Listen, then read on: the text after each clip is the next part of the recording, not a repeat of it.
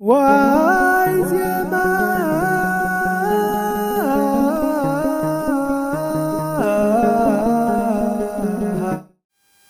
በስመ አብ ወወልድ ወመንፈስ ቅዱስ አሐዱ አምላክ አሜን። የተከበራችሁ የእግዚአብሔር ቤተሰቦች፣ የንጽሕተ ንጹሐን የቅድስተ ቅዱሳን የእመቤታችን የድንግል ማርያም የአስራት የቃል ኪዳን ልጆች፣ የታላቁ ኢትዮጵያዊ ሊቅ የቅዱስ ያሬድ ወዳጆች ሁላችሁም በእግዚአብሔር ስም እንደምንሰነበታችሁ፣ እንኳን ለቅዱስ ያሬድ በዓል በሰላም አደረሰን አደረሳችሁ። እንግዲህ ዛሬ የምንነጋገረው ስለ ቅዱስ ያሬድ ነው።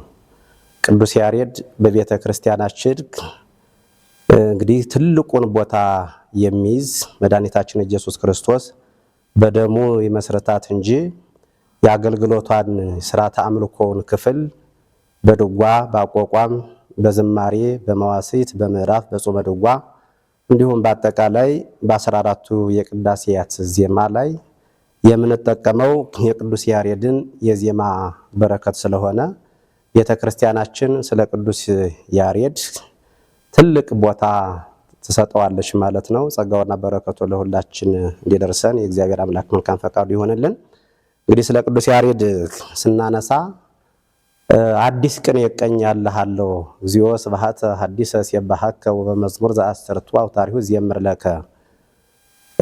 ጌታዬ ሆይ አዲስ ቅኔ እቀኝልሃለሁ፣ አዲስ ምስጋና አመሰግንሃለሁ ካለው ከቅዱስ ዳዊት መዝሙር አንስተን መዝሙር 143 ቁጥር 9 ላይ ያለውን ኃይለ ቃል አንስተን ስለ ቅዱስ ያሬድ ጸዋትወ ዜማ ስለ ቅዱስ ያሬድ ድርሰቶች መነጋገር እንችላለን ማለት ነው።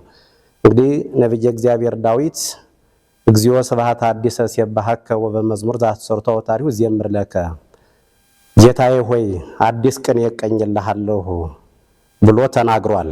ይህ አዲስ ቅኔ ማለት አዲስ ምስጋና ለእግዚአብሔር ማቅረብ ማለት ነው። እንግዲህ 22ቱ ስነ ፍጥረታትን እግዚአብሔር ሲፈጥር ሁለቱ የሰው ልጆችና ቅዱሳን መላእክት እግዚአብሔርን ስሙን እንዲቀድሱና ክብሩን እንዲወርሱ የሰው ልጆች ተፈጥረዋል። መላእክቱም እንዲሁ ለምስጋና ነው የተፈጠሩ። ቅዱስ አትናቴዎስ ወበይንተዝ ፈጠርኮ ለይጓለ እምሕያው ወይም ወበይንተዝ ፈጠሮ ለይጓለ እምሕያው ከመ ይትለአኮ በአምሳለ መላእክት፣ የሰውን ልጅ በመላእክት አምሳል እንዲያመሰግነው እንዲያገለግለው ፈጠረው ስላለ የሰው ልጆች የተፈጠሩት ለምስጋናና ስሙን እየቀደስንና ክብሩን እንድንወርስ ነው፣ መንግስቱን እንድንወርስ ነው። ስለዚህ በዚህ ምክንያት አባቶቻችን ለእግዚአብሔር አዲስ ቅኔ አዲስ ምስጋና ሲያቀርቡ ኖረዋል። ምስጋና የተጀመረው በመላእክቱ ዓለም ነው። እንግዲህ እግዚአብሔር መላእክትን ፈጥሮ ሲሰወራቸው አንዱ ነገድ የወደቀው ዲያብሎስ የተባለው አመስግን ሲሉት አላመሰግንም ሲል በጨለማ ተጠቅልሎ ወደ እንጦሮጦስ እንዲወርድ ተደርጓል። ሌሎቹ ቅዱሳን መላእክት ግን እግዚአብሔር ፈጥሮ እንደተሰወራቸው ማን ፈጠረን እያሉ ሲመራመሩ ዲያብሎስ እኔ ፈጠርኋቸው ሲል፣ ሌሎቹ ግን ያመሰግኑ ነበረ። በኋላ ብርሃን አፈሰሰላቸው ይላል። ወዝንቱ ብርሃን ኮኖሙ ጥበብ ወአእምሮ፣ ይህ የፈሰሰላቸው ብርሃን ጥበብ እውቀት ሆናቸውና ሥላሴን በአንድነትና በሶስትነት ማመስገን ጀመሩ። አለመሰግን ያለው ዲያብሎስ ደግሞ አመስግን ሲሉት አመስግን ስላለ ወደ ጨለማው ወደ ጥልቁ ተጥሏል ማለት ነው። ከዚህ የተነሳ የሰው ልጆችም በዚያ ምትክ አላመሰግን ባለው ምትክ ተፈጥረው እግዚአብሔርን እንዲያመሰግኑ ተደርገዋል ማለት ነው። በዚህ ምክንያት ብዙዎች አባቶቻችን ቅዱስ ያሬድ ብቻ ሳይሆን ከቅዱስ ያሬድ በፊት ነቢያቱ እንግዲህ ከእግዚአብሔር አዲስ ምስጋና አዲስ ቅኔ እየተገለጸላቸው እግዚአብሔርን ሲያመሰግኑ ነበር። ከብዙ አባቶች አንዱ ነቢየ እግዚአብሔር ዳዊት ነው። በትምህርታችን መነሻ ያነሳነውን ርዕስ የተናገረው እሱ ነው። እግዚኦ ስብሐተ ሐዲሰ ሲባሐከ፣ አቤቱ አዲስ ምስጋና አመሰግንሃለሁ፣ አቤቱ አዲስ ቅኔ እቀኝልሃለሁ ብሎ ለእግዚአብሔር አዲስ ምስጋና አዲስ ቅኔ እንደሚያስፈልገው ተናግሯል ማለት ነው። እግዚአብሔርን በአዳዲስ ምስጋናዎች በአዳዲስ ቅኔዎች አዳዲስ ምስጋና ሲባል አዳዲስ ቅኔዎች ሲባል እግዚአብሔርን ሌላ አዲስ አድርጎ መፍጠር ማለት አይደለም። አንድነቱንና ሶስትነቱን አንድነቱ ሶስትነቱን ሳይጠቀልለው ሶስትነቱ ደግሞ አንድነቱን ሳይለያየው አንድነቱ ሶስትነቱ ሳይደባለቅባቸው በአዳዲስ ምስጋና በአዳዲስ ቅኔዎች እግዚአብሔርን ቅዱሳን አባቶቻችን ያመሰግኑት ነበረ ነው። ከዚህ በኋላ ግን በተለይ በአምስተኛው መቶ ክፍለ ዘመን ከዓመተ ምህረት ውስጥ በአምስተኛው መቶ ክፍለ ዘመን የተነሳው ቅዱስ ያሬድ በአዲስ ቅኔና በአዲስ ምስጋና ከሌሎቹ ቅዱሳን ለየት ባለ መልኩ በጥዑም ዜማ እግዚአብሔርን አመስግኖታል ማለት ነው። እንግዲህ ቅዱስ ያሬድን ስናነሳ ወደ 3 ገድላቶች አሉ። ልደቱን ከሌላ ቦታም ከኢትዮጵያ ወጥተው የሚወስዱ ገድሎች አሉ። ምናልባት ኢትዮጵያውያን የሚመኩበት ቅዱስ ያሬድን የራሳቸው ለማድረግ መናፈቅም የተነሳ ይሆን ቤተክርስቲያኒቱን ስርዓቷን ዶግማዋን ቀኖናን ለማፍረስ መሆኑ ምን እንደሆነ በማይታወቅ መልኩ ወደ 3 ገድላቶች አሉ። ከ3ቱ ገድላቶች አንደኛው በሌላ ሀገር እንደተወለደ በፈረንሳይ በጣሊያን እንደተወለደ ይናገራል። ነገር ግን እውነተኛው ታሪኩ በሀገራችን በኢትዮጵያ በአክሱም እንደተወለደ ኢትዮጵያዊ ትውልድ እንደሆነ የውጭም የሀገር ቤትም የውጭ ሊቃውንትም ይመሰክሩለታል። ስለዚህ ቅዱስ ያሬድ በ505 ዓመተ ምህረት ተወልዶ ከአባቱ ከአዳም ከእናቱ ከታውክልያ ተወልዶ ጎረቤት ለነበረው ለመምህር ይስሐቅ እናቱ ወስዳ እንዲያስተምርላት ልክኛ እንደምናደርገው ልጆች እንደተወለዱ ለመምህራን ወስደን እንደምንሰጣቸው እናቱ ወስዳ ለመምህር ይስሐቅ እንደሰጠችው ዜና ገድሉ የቅዱስ ያሬድ ዜና ገድል ይናገራል። እንግዲህ ትምህርት ቤት መግባት የተለመደ ነው በልጅነት። ቅዱስ ያሬድም በልጅነቱ ወደ ትምህርት ቤት ገብቷል። በልጅነቱ እንኳን ቅዱስ ያሬድ መድኃኒታችን ኢየሱስ ክርስቶስም በሕፃንነቱ እናታችን ድንግል ማርያም ለመምህራን ወስዳ ሰጠዋለች። ሲያስተምሩትም ብዙ ተአምራቶችን ሲያደርግ እንደነበረ የኢየሱስ ክርስቶስ የታሪክ ወይም ተአምረ ኢየሱስ የተባለው መጽሐፍ ይነግረናል፣ ያስተምረናል። ቅዱስ ያሬድ በዚህ ልማድ ለመምህራን ተሰጧል። መምህራን ቤት ሄዶ ፊደል ሲያስቆጥሩት ትምህርት የማይገባው ትምህርት የሚያዳግተው ሕፃን እንደነበረ ዜና ገድሉ ይናገራል ማለት ነው። እንደምንም ብሎ ፊደል ከቆጠረ በኋላ ወደ አጎቱ ወደ ጌዴዎን መዝሙረ ዳዊት እንዲማር ወስደው ቤተሰቦቹ ሲሰጡት ለብዙ ዘመን ለ6 ዓመት ትምህርት ሲታገለው በጣም አልገባው እያለ ሲሰቃይ እንደነበረ ዜና ገድሉ ይናገራል። በዚህ ምክንያትም የነገሩትን ቀለም አልይዝ ሲል መምህሩ ጌዴዎን ተቆጥተው ወላጅ ልጁን እንደሚቆነጥጥ እንደሚገርፍ ለማስተካከል መምህራንም ደቀ መዛሙርቶቻቸውን ስርዓት አስይዞ ለማስተማር ሕፃናትን በምክር በተግሳጽ ከዚያም ባለፈም ደግሞ በጨንገር መምህራን ደቀ መዛሙርቶቻቸውን ወደ እግዚአብሔር ወደ ልቡናቸው ወደ እግዚአብሔር ወደ ሕይወታቸው እንዲመለሱ ያደርጋሉና በዚያ ልማድ መምህር ጌዴዎን ቅዱስ ያሬድን ተቆጡት ይላል። በዚህ ምክንያት ሲገርፉት ሸሽቶ ወደ ሌላ ቦታ ሊሄድ ሲል ከአንድ ዛፍ ስር አርፎ ሳለ አንዲት ትል ከተጠለለበት ዛፍ ላይ ስትወጣ ስትወድቅ ስትወጣ ስትወድቅ ለመውጣት እየሞከረች 6 ጊዜ ስትወጣ ስትወድቅ ያይና በሰባተኛው ተሳክቶላት ከላይ ወጣ የዛፉን ፍሬ ስትበላ ያያል። ቅዱስ ያሬድ በዚች ትል ምክንያት ተገርሞና ተደንቆ እኔ 6 ዓመት ለፋው እንደዚህ 7 ጊዜ እኮ ብነሳ በወድቅ ይገለጥልኛል ብሎ ተመልሶ ወደ መምህሩ ወደ ጌዴዎን ሄዶ ይቅርታ ጠይቆ ትምህርቱን ቀጠለ ማለት ነው።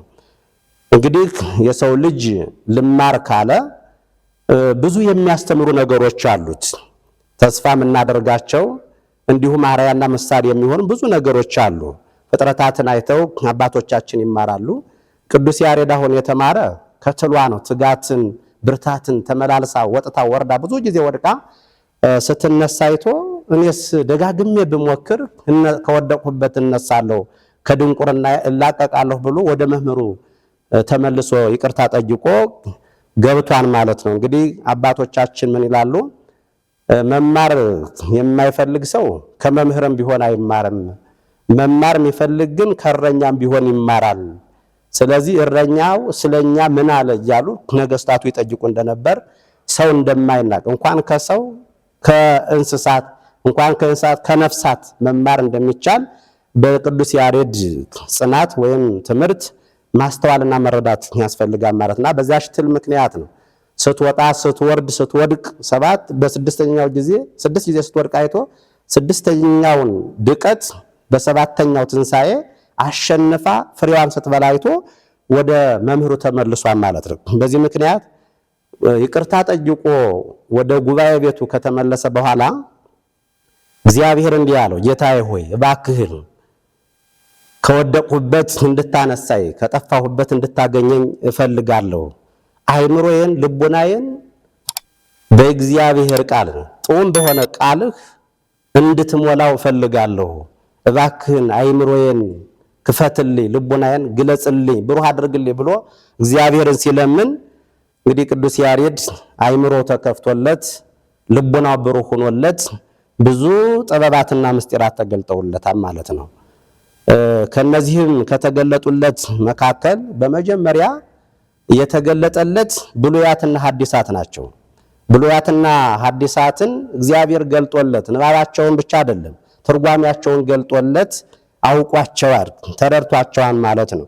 ልክ እንደነ ዕዝራ ማለት ነው። እነ ዕዝራ መጻሕፍተ ብሉያት ሲጠፉ ሲጾሙ ሲጸልዩ እግዚአብሔር ሆይ የጠፋውን ሙሴ የጻፈውን መጽሐፍ ግለጥልኝ ብሎ ሲለምን 40 መዓልትና 40 ሌሊት እህል ውሃ ሳይቀምስ ሲጾምና ሲጸልይ እግዚአብሔር ብሉያቱን 46ቱን ብሉያት ገልጾለታል። ብዙ ጸሐፊዎች በቀኝ በግራ ተሰልፈው እሱ እየተናገረ እነሱ እየጻፉ እስከሚደክማቸው ድረስ እነሱ እየበሉ እየጠጡ ይጽፋሉ።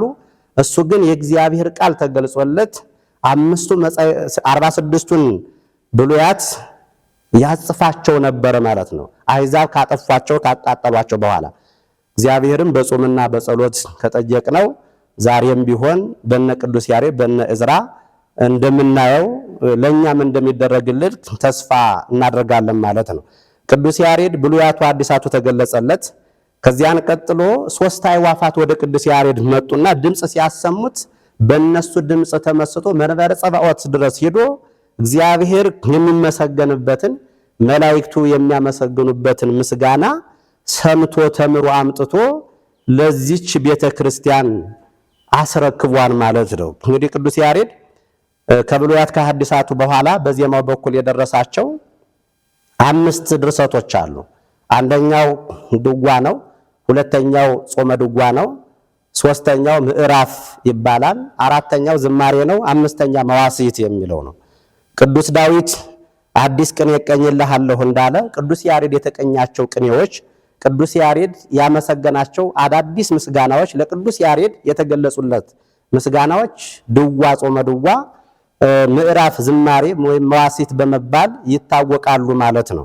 እንዲህ ቅዱስ ያሬድ አዲስ ናቸው እነዚህ ለቤተ ክርስቲያን ሲያበረክት አዲስ። እዚያ በፊት ድጓ አልነበረም፣ ጾመ ድጓ የሚባል አልነበረም፣ ምዕራፍ የሚባል አልነበረም፣ ዝማሬ የሚባል አልነበረም፣ መዋሥዕት የሚባል አልነበረም።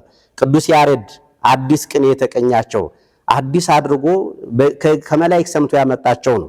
እንግዲህ ቅዱስ ያሬድ በጸሎት ቦታ እንዳለ ሃሌሉያ ለአብ ሃሌሉያ ለወልድ ሃሌሉያ ለመንፈስ ቅዱስ ቀዳሚሃ ለጽዮን ሰማየ ሳረረ ወበዳግም አርአዮ ለሙሴ ዘከመ ይገብር ግብራ ለደብተራ እያለ ብሉያቱ እየጠቀሰ ከብሉያቱ ከሐዲሳቱ እየጠቀሰ እነዚህን 5 ድርሰቶች ደርሷቸዋል ማለት ነው።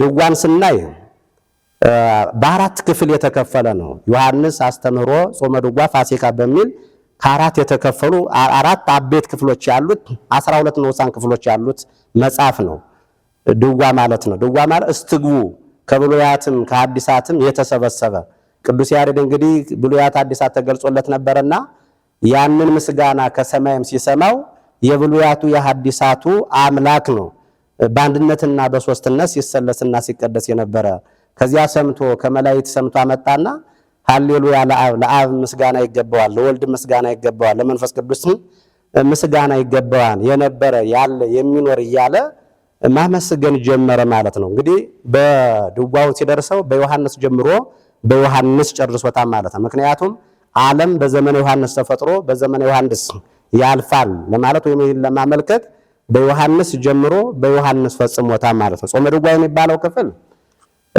8 ክፍሎች አሉት። ዘወረደ፣ ቅድስት፣ ምኩራብ፣ መጻጉዕ፣ ደብረ ዘይት፣ ገብርኄር፣ ኒቆዲሞስ፣ ሆሳዕና እያለን በወርሃ ጾም ላይ እያንዳንዳቸውን ክፍሎች በብዙ አውደ ምሕረት ላይ ትምህርታቸውን ስንሰማው እንደነበረ ወይም በወንጌል ተጽፎ እንደምናገኛቸው እነዚህ 8 ክፍሎች አሉ ማለት ነው። ምዕራፍ የሚባለው 2 ክፍል ነው ያለው፣ የዘወትር ምዕራፍና የአብይ ጾም ምዕራፍ የሚባል ማለት ነው። ዝማሬ መዋሥዕት 5 ክፍሎች ወይም 5 ምስጢራት አሉት። ህብስት፣ መንፈስ፣ ጽዋ፣ አኮቴት፣ ምስጢር የሚሉ ማለት ነው። መዋሥዕት የምንለው ደግሞ አገልግሎት የሚሰጠው ሙታን ወደ ቀብር ቦታ በሚሄዱበት ሰዓት የሚደረግ ጸሎተ ፍትሐት የሚመራ አገልግሎት የሚሰጥ ነፍሳትን ከሲኦል ወደ ገነት ከገሃነመ እሳት ወደ መንግስተ ሰማያት ሊመልስ የሚችል የጸሎት ወይም የአገልግሎት ክፍል ነው። እነዚህን አዲስ ምስጋናዎች አዲስ ቅኔዎች ለእግዚአብሔር አቅርቧል፣ ለቤተ ክርስቲያን አበረክቷል። እንግዲህ ለቤተ ክርስቲያን ያበረከተው የሚመሰገንበት ቅሉ ቅዱስ እግዚአብሔር ነው ማለት ነው። በዚህ ምክንያት ቅዱስ ያሬድ አዲስ ቅኔ ተቀይቶልናል። በዚህ ምክንያት ቅዱስ ያሬድ አዲስ ምስጋና አቅርቦልናል።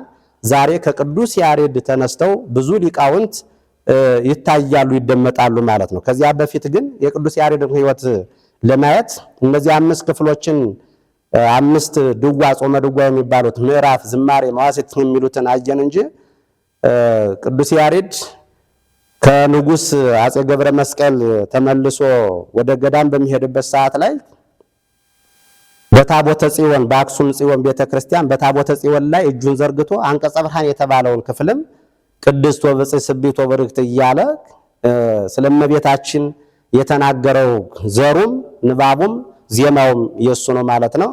ከዚያን በኋላ ቅዱስ ያሬድ እመቤታችንን ሲለምናት በጸሎት ሲጠይቃት ውዳሴ ማርያምን የደረሰውን ቅዱስ ኤፍሬምን፣ ቅዳሴ ማርያምን የደረሰውን ቅዱስ ሪያቆስን፣ ኤፍሬምን ከሶርያ ሪያቆስን ከበህንሳ በደመና ጠቅሳ ቅዱስ ያሬድ ካለበት ማይኪራ ሂሉታን ቦታው ማይኪራ በሚባል ቦታ ላይ ጸሎት ላይ እያለ እመቤታችንን እባክሽን ውዳሴ ማርያምሽን በዜማ ልድረሰው እያለ ሲለምናት ኤፍሬምን ከሶርያ ባህርያቆስን ከበህንሳ ጠቅሳ አምጥታለት ውዳሴዋንና ቅዳሴዋን ዘሩን እየነገሩት እሱ በዜማ ደርሷቸዋል ማለት ነው።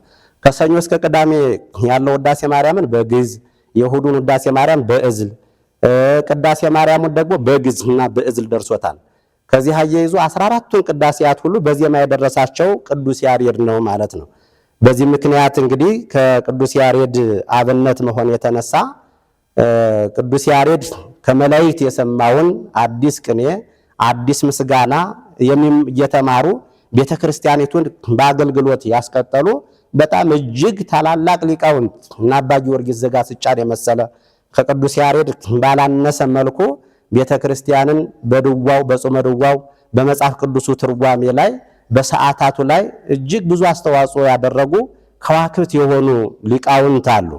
ቅዱስ ያሬድ ዜማውን ሲያመጣው ከሰማይ እንደሆነ ራሱ ገድሉ ይናገራል። ዋይ ዜማ ዘሰማይኩ በሰማይ ማበ ቅዱሳን ዋይ ዜማ ይባላል። ክብረ በዓል በሚሆንበት ሰዓት ላይ የዋይ ዜማ ዕለት አገልግሎት የምንሰጥበት ክፍል ያ ዋይ ዜማ ይባላል። ዋይ ዜማ ከቀኑ 3 ሰዓት ላይ የደረሰው አለ፣ 9 ሰዓት ላይ የደረሰው አለ።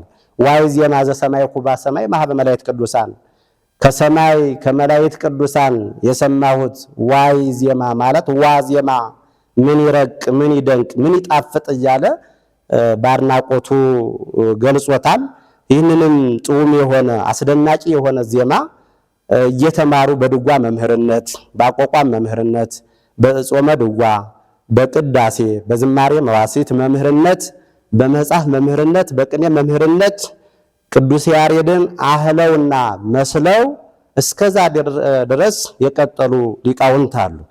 ካሁን በኋላ ያለውን ጊዜ ባናውቅም እስካሁን ድረስ ቤተክርስቲያኒቱ በቅዱስ ያሬድ ጸዋትወ ዜማ አገልግሎት እጅግ በጣም የምትገለገልበት እንግዲህ ቤተክርስቲያንን ስናስባት በተለይ የኢትዮጵያ ኦርቶዶክስ ተዋሕዶ ቤተክርስቲያን ሌሊቱን ሙሉ ማህሌቱ የሚቆመው ሰዓታቱ በካህናቱ ማህሌቱ በሊቃውንቱ አገልግሎት ላይ ያን ያህል እንደ መላእክት በማሸብሸብ በመዝመም በዝማሬ በአገልግሎቱ ጎልታ የምናያት ከቅዱስ ያሬድ የተነሳ ነው። ቅዱስ ያሬድ ከሰማይ ባመጣው ዜማ ነው እና እጅግ በጣም የቤተ ክርስቲያናችን ኮከብ የሆነ ራሱ ኮከብ ሆኖ ደግሞ የቤተ ክርስቲያናችን ከዋክብት የሆኑ ሊቃውንትን የወለደልን ኩሉ የሐጉር በከመዘሩ እውቅ እስመ ሊቅ ምስጢረ ሥላሴ ተወልደም ሊቅ እንዳለ ባለቅኔው ሁሉም እንደዘሩ ይሄዳል ሊቅ ከሊቅ ይወለዳል እንዳለ እንግዲህ ከቅዱስ ያሬድ ብዙ ሊቃውንት ተወልደዋል። እንግዲህ ልደት የሌለው የለም። ሰማይና ምድር ልደታቸው ከእግዚአብሔር ነው። ሊቃውንት ልደታቸው ከሊቃውንት ነው፣ ከቅዱስ ያሬድ ነው። መምህራንም ልደታቸው ቀሳውስቱ፣ ዲያቆናቱ ከቅዱስ ያሬድ ነው የተወለዱት ማለት ነው። ቅዱስ ያሬድ ነው የወለዳቸው።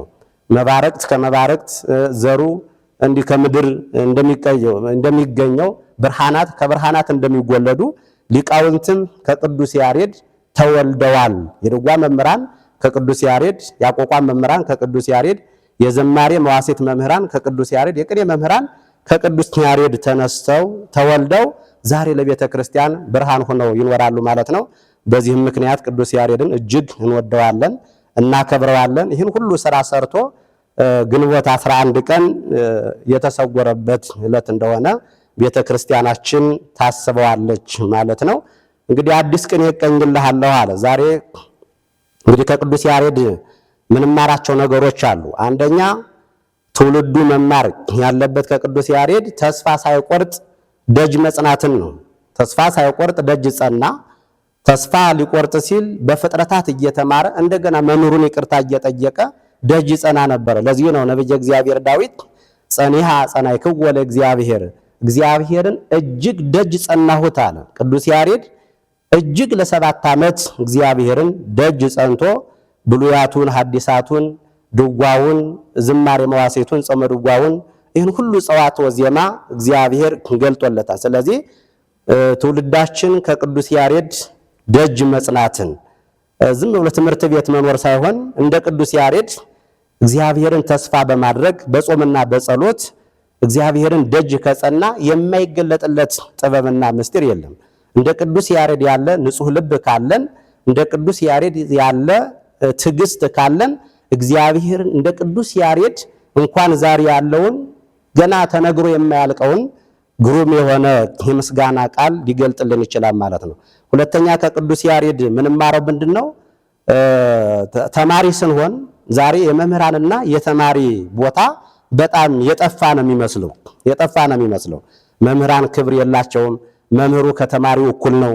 እንደገና መምህሩ ፈርቶ ተማሪው ተፈርቶ የሚኖርበት ዘመን ላይ እየደረስን ነው። ቅዱስ ያሬድ መምህሩ ተቆጥቶ ከገረፈ በኋላ ሄዶ ከእግሩ ስር ከመምህሩ እግር ስር ወድቆ ይቅር በለይ መምህር ሆይ ብሎ ይቅርታ ጠይቆ ጥበብን ለመማር ገብቷል። ስለዚህ መምህራን ሲቆጡ እየታገስነን፣ ወላጅና መምህራን የሚቆጡ የሚመክሩ እኛን ሊጎዱን አይደለም።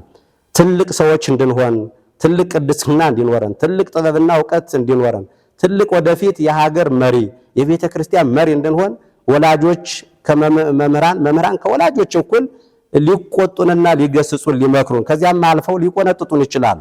ይህ በጥንታውያን ሊቃውንት መምህራን ዘንድ እጅግ የተለመደ ነው። ስለዚህ የመምህራን ቁጣቸውም እንዳይለየን፣ ተግሳጻቸውም እንዳይለየን ድሮኛም ስንማር በቤተ ክርስቲያን በማይጎዳ ባድዩ አበባ እንዲሁ እየገረፉ እየመከሩ እየተቆጡ እየገሰጹ ነው ለትልቅ ደረጃና ማዕረግ ሊቃውንትን ሲያደርሱ ምናይና ከቅዱስ ያሬድ የምንማረው ምንድነው? ደጅ ጽናትንና መምህራንን ይቅርታ እየጠየቁ በትህትና ጥበባቸውና እውቀታቸውን መማር እንደሚያስፈልግ መማር ይኖርብናል ማለት ነው። ሶስተኛ ከቅዱስ ያሬድ የምንማረው ምንድነው? መመሰጥ ነው። መመሰጥ ቅዱስ ያሬድ የተመስጦ ልምድ አለበት። ሲገለጽለት ያ ዜማ ተመስጦ ነበረው። የአዕዋፋቱን ድምፅ ሲሰማ ተመስጧል። እንግዲህ በግዕዝና በዕዝል ባራራይ ነው ጸዋትወ ዜማውን የደረሰው። በዚህ ምክንያት ከሰማይ የሰማውን ዜማ ሲቃኘው ንጉሥ አጼ ገብረ መስቀል በተለይ ንጉሥ አጼ ገብረ መስቀል እና አቡነ አረጋዊ በነበሩበት ሰዓት ነው የነበረው። እና አቡነ አረጋዊ እነ ንጉሥ አጼ ገብረ መስቀል ሌሎችም ሊቃውንቱ ጳጳሳቱ፣ ኤጲስቆጶሳቱ በተሰበሰቡበት ነገስታቱ፣ መኳንንቱ በተሰበሰቡበት ሲያዜም አንደኛ ከዚያ በፊት የዜማ አገልግሎት አይታወቅም ነበርና እጅግ ተደንቀው ይሰሙት ነበር። ሁለተኛ ደግሞ የሚያዜመው ዜማ እጅግ ከሰማይ ከመላእክት የሰማው ስለሆነ በጣም በተመስጦ ይሰሙት ነበር ማለት። እንዲያውም ንጉሥ አጼ ገብረ መስቀል በዜና ገድሉ እንደምናነበው ሲያዜምላቸው የያዙትን በትረ መንግስታቸውን በታች እንደ ጦር ያለ በትረ ዘንግ ነበራቸውና ተመስጠው ሳያስቡት ከፊታቸው ቆሞ ሲያዜም እግሩን ወጉት ይላል። እግሩን ሲወጉት እሳቸውም አላወቁም። እንኳን እሳቸው እሱም በአገልግሎት ላይ በማዜም ላይ እያለ በተመስጦ ውስጥ ስለነበረ እግሩን መወጋቱን ደሙ መፍሰሱን አላየም ነበረ። አገልግሎቱን ሲጨርስ አፄ ገብረ መስቀልን በጦር እንደወጉት አዩ። እሱም እግሩ እንደተወጋ አይቶ ቁስሉ የተሰማው ከአገልግሎቱ በኋላ ነውና ከቅዱስ ያሬድ ተመስጦን መማርና ማወቅ ያስፈልጋል ማለት ነው። ተመስጦ ሲባል ዛሬ ከቅዱስ ያሬድ የተማርን ሊቃውንት በአገልግሎት ላይ መመሰጥ ያስፈልጋል። በቅዳሴው መመሰጥ ያስፈልጋል። በሰዓታቱ መመሰጥ ያስፈልጋል። በተጓዳኝ ሌላ ወሬ ያወሩ ማገልገል ይሄ ተመስጦ አልባነት ነው። አገልግሎቱ የቅዱስ ያሬድ ያመጣው ድዋው፣ ዝማሬ፣ መዋሥዕቱ ከእግዚአብሔር ጋር በተመስጦ የምንነጋገርበት ስለሆነ በተመስጦ ተምረን በተመስጦ እንድናገለግል ቅዱስ ያሬድ አብነታችን ነው ማለት ነው።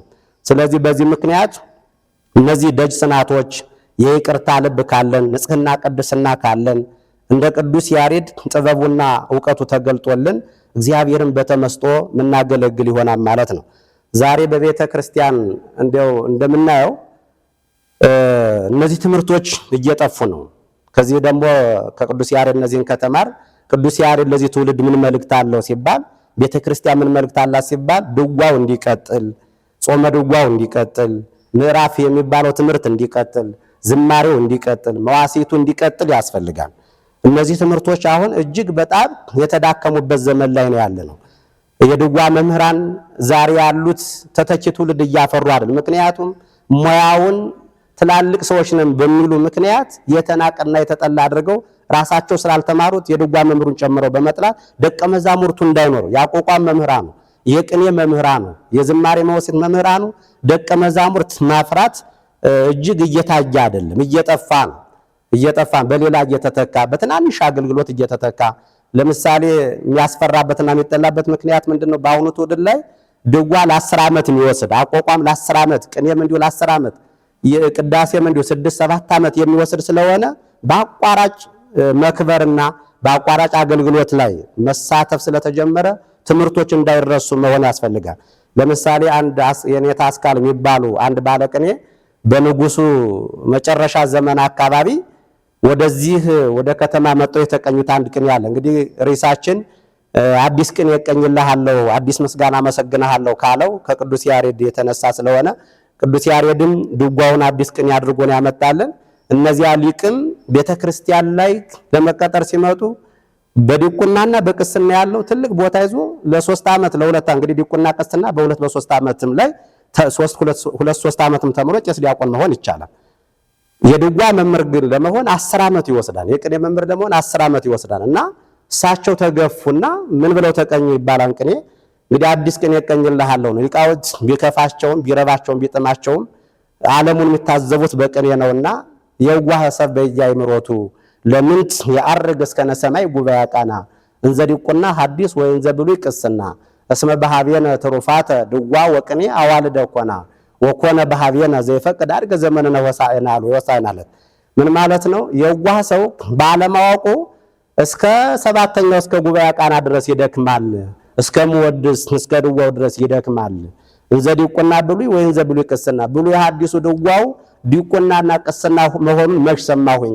እስመ በሃቤነ ትሩፋተ ድጓ ወቅኔ አዋልደ ኮና ድጓ አንጋፋ የሆኑ ትምህርቶች ድጓውና ቅኔው እንደማይረባ ነገር ተቆጥረው አይቻለሁና አዝናለሁ። የዋህ ሰው ለምን ይደክማናል?